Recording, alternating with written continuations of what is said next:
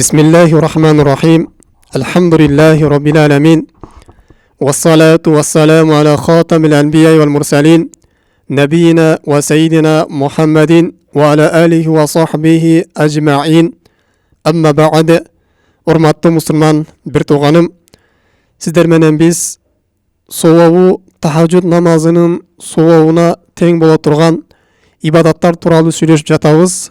Мына ошондон бүгүнкү 7-чи сабагыбыз Ал-Мухафазату аля баъди адабил жумаа.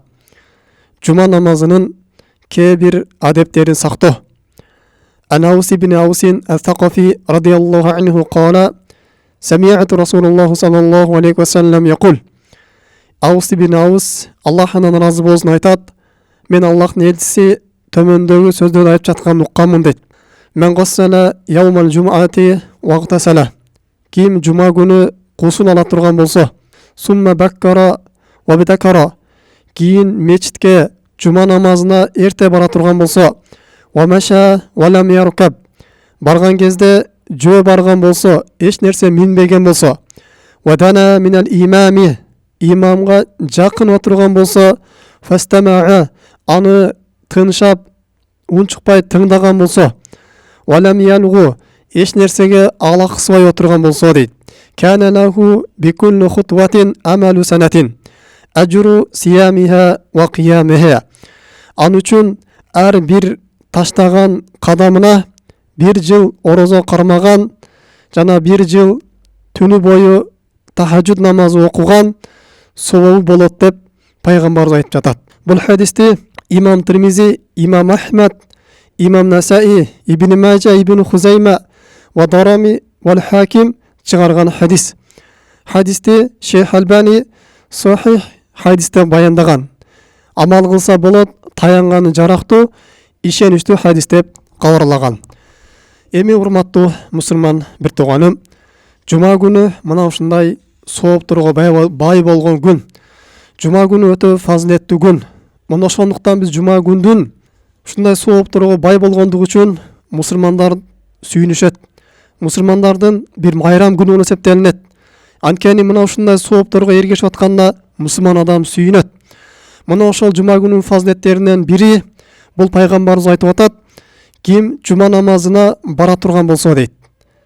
Барган кезде ошол жуманын адептерине көңүл бурган болсо, анда ан үчүн бир жумалык же бир айлык деген жок пайгамбарыбыз.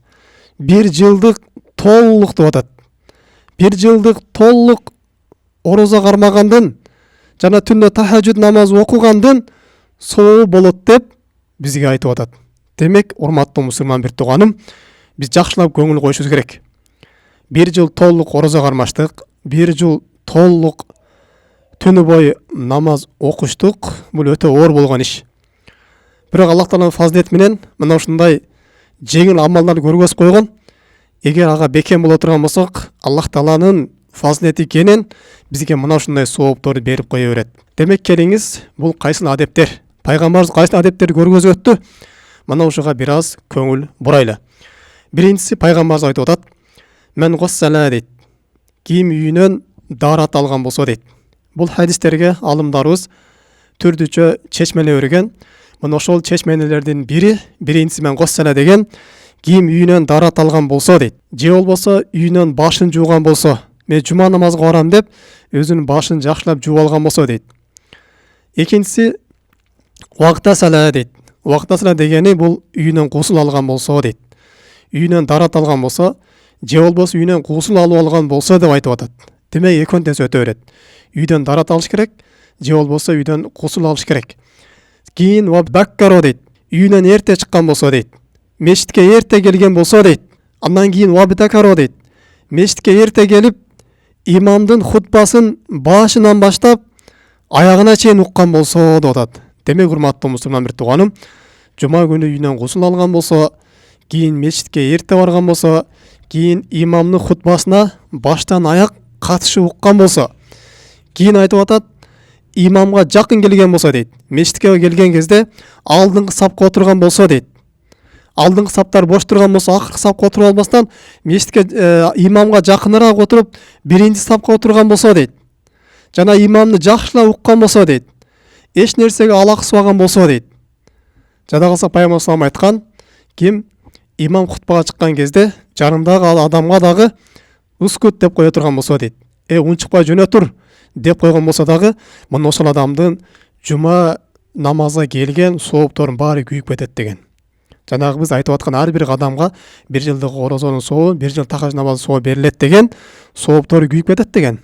Да мындан да башка фазилеттер бар. Ошол соопторун баары күйүп кетет. Бир эле жума намазы окугандын эле сообу калат деген. Бир эле башынан ошол жума намазы менен пешин намазы гана сакыт болуп калат деген. Ага эч кандай сооп болбойт деп пайгамбар салам айткан. Мешитке келип өзүнүн телефонун алаксыган болсо, же болбосо өзүнүн тасписин алаксып отурган болсо, же дагы башка нерсеге алаксып, ошол нерсени алек болуп, имамны жакшылап укпай, хутбаны жакшылап тыңдабай отурган болсо, мына ошол күндүк сооптору күйүп кетет деген. Ошондуктан демек лам ялгу дегени эч нерсеге алаксыбаган болсо, имамды жакшылап тыңдап отурган болсо, телефонду өчүрүп коюп, тасписин да коюп коюп, жанында адамдарга дагы сүйлөбөстөн, бирөөлөр менен сүйлөшпөстөн тыныч отуруп уккан болсо, мына ушул сооп болот деп пайгамбар саллаллаху алейхи ва саллям айтып атат. Демек, урматтуу мусулман бир тууганым, бунун тескериси, мешитке келген кезде башкаларга зыян бере турган болсо, мешитке келген кезде ошо алдыңкы сапта бош орунда болгон болсо, бирок ал жакка өтүш үчүн адамдардын моюн аттап, бирөөлөргө зыян берип өтө турган болсо, бул адамдын дагы ошол жума күнгө келген сооптору күйүп кетет. Дагы ким намазга келген кезде телефонун алаксыган болсо, же жанындагы адам менен сүйлөшүп отурган болсо, же тасписин ойноп отурган болсо, дагы башка нерсе менен алаксып отурган болсо, бул адам дагы жумага келген сооптору күйүп кетет. Демек, пайгамбарыбыз айткан соопко жетиш үчүн жума күндүн адептерин сакташ керек экен. Жума күнү үйдөн чыккан кезде жакшылап дарат алып, үйдөн гусул алып, андан кийин мешитке эрте келип, жолдо келаткан кезде жөө келген болсо, эгер мүмкүнчүлүк болгон болсо, агер мүмкүнчүлүк болбогон болсо, жөө келүүгө кудурети жетпеген болсо, анда бир унаа менен келсе, бул болот, бул урсат. Жана үйдөн чыккан кезде жакшылап атыр коюп алган болсо, кийимдерин тазалаган болсо, денесин тазалаган болсо, жана жакшы таза кийимин кийип алган болсо, анда бул адам үчүн мына ушундай сооптор берилет экен. Мешитке келген кезде да эч кимге зыян бербестен, имамга да тоскоолдук кылбастан, өзү имамды тыңдап отурган болсо, анда бул адамга мына ушундай сооп болот экен. Башка бир хадисте пайгамбар саллаллаху алейхи ва саллям айткан, "Канат кафарата лима байнахума" деген. Мына ошол жумага келген ким ушундай отурган болсо, ошол кийинки жумага чейинки бардык күнөөлөрүнө кафарат болот деген. Бардык күнөөлөрүнүн өчүрүлүп кетүүсүнө, бардык күнөөлөрүнүн жуулуп кетүүсүнө, мына ушул жума күнүнүн адептерин сактап, жума намазын окуп кеткен болсо, бул адамдын күнөөлөрү кечирилип кетет, күнөөдөн таптаза болуп калат деп пайгамбарыбыз саллаллаху алейхи ва саллям айткан. Демек, урматтуу мусулман бир тууганым, мына ушундай улуу соопту биз текке кетирип жибербейли. Аллах Таала бизге мүмкүнчүлүк берип аткан ар бир жумага колубуздан келишинче жумушубуздан эртерээк бошоп, жуманын адептерин аткарганы аракет кылалы. Мына ушундай улуу соопторго эргешип, таразаларыбызга көп соопторду толтурайлы, жана күнөөлөрүбүздүн өчүрүлүп кетүүсүнө чоң себепкер боло турган амалдарды аткарайлы, жана ушул амалдарды дагы өзүбүз үйрөнүп, башка бирөөлөргө жеткирейли. Башка бирөөлөргө жеткирип койгон болсоңуз, сиз себептүү ошол адамдын дагы ушул амалды аткарган болсо, ошол адам кандай соопко эргешкен болсо, ушул амалдарды аткарып, сиз дагы ошол сообуна тең шериктеш боло бересиз.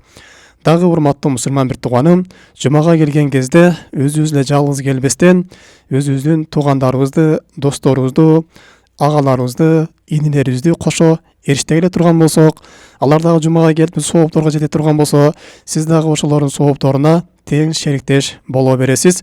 Субханакаллахумма бихамдик, ашхаду ан ла илаха илля анта астагфирука ва атубу илейк. Ассаламу алейкум ва рахматуллахи ва баракатуху.